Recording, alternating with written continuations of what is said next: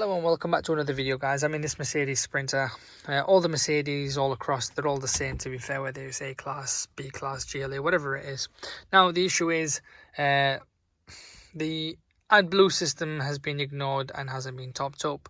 Now this car was initially mapped, but the remap on this is not the best. They've not done a great job of it, so it's still showing as AdBlue fault. However, the point here I'm trying to get is if you ignore the AdBlue sign, whether it, you know, if it's a normal car that hasn't been mapped, which this is going to be mapped again hopefully this week, is that it goes into like limited performance.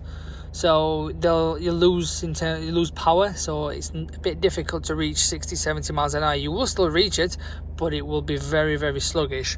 Now this comes up, I mean, it should really come up. Let's how we use this, I don't know. Here we go. Assistance or not, service, messages. It came up earlier, but it's not there. However, not really fussed about it, so forget about that. It usually comes up. I'll add an image. If you're using the AUTEL machine, do a full diagnostic scan, or you can go into the control unit and go into the engine. However, full diagnostic scan will eliminate a lot of things and will go into the engine specifically. Now once you're on this, control unit and adaptions, and you do teaching processes, and on here, so we'll do this one, and then you've got all these. Now what you can do is reset. There is a few you can reset. Right now I couldn't exactly point out which one you need to start with, but we can do this one.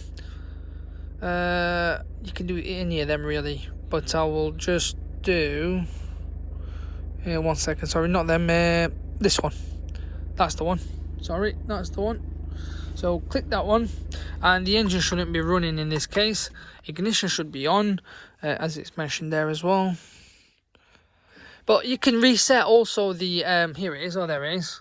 Can you see it? There you go. That's what keeps coming up. Anyway, what you can do is reset the DPF as well. You can reset the O2 sensors, whatever it is, you can reset them all. It makes no difference really. Teaching process succeeded. Okay, so you can reset a lot of things, to be fair. I'll just reset the sensors on that as well. But once you've reset that one specifically, it should be fine after that. I mean, it may come up here and there 1 or 2 times, which is just normal, I guess. It's just the way make is sometimes. You just have to kind of turn the vehicle on and off a few times, or reset it 1 or 2 times, because sometimes it doesn't do it on the first go.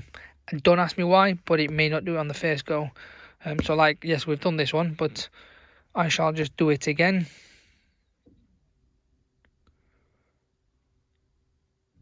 And then I'll also reset the AdBlue system as well, the tank, because then that'll kind of balance back.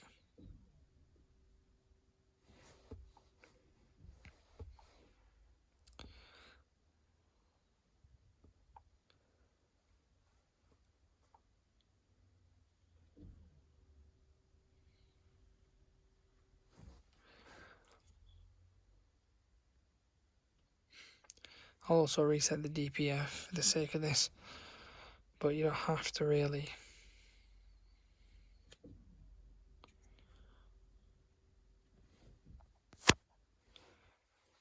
Okay,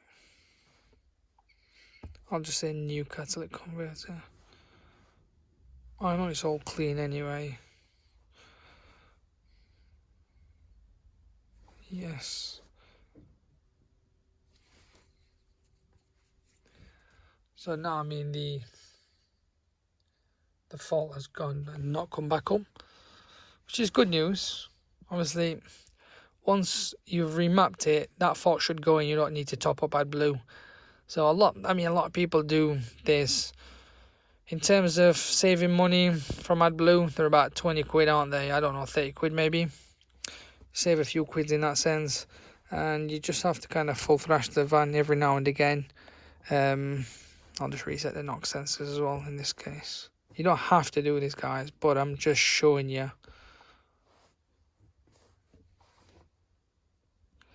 But when you remap it, you'll have to unplug the AdBlue system. That'll no longer come up on there on the cluster saying, you know, you need to top up or anything. That's it, it'll be eliminated. But you have to know where you get it remapped, really, because there are a lot of people out there that do cheap stuff, and this will have a lot, well, quite a bad impact on the engine and how it runs. So make sure you go to the right people and don't be fooled.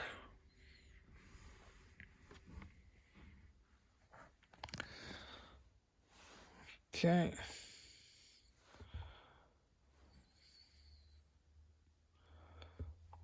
Do that as well.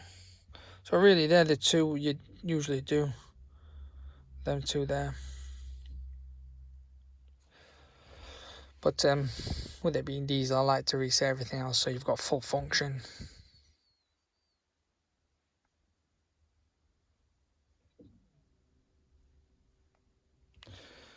Okay.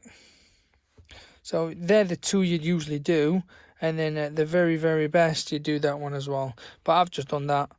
NOx sensor and oxygen sensor as well. Like I said, I'm just doing them as extra, really.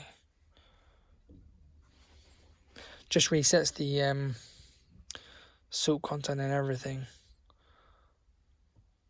And then tomorrow, like, or whenever, when you start driving this van again, or whatever car you've got, it will start to recalculate everything and tell you the real figures afterwards.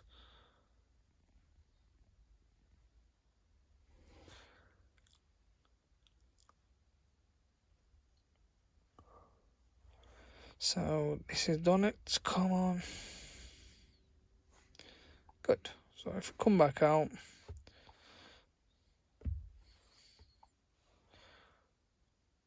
not bother with configurations. But anyway, I'm just gonna switch it off, open the door, shut it.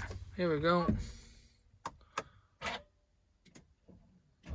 There you go. Shouldn't be really any messages from what I know. No.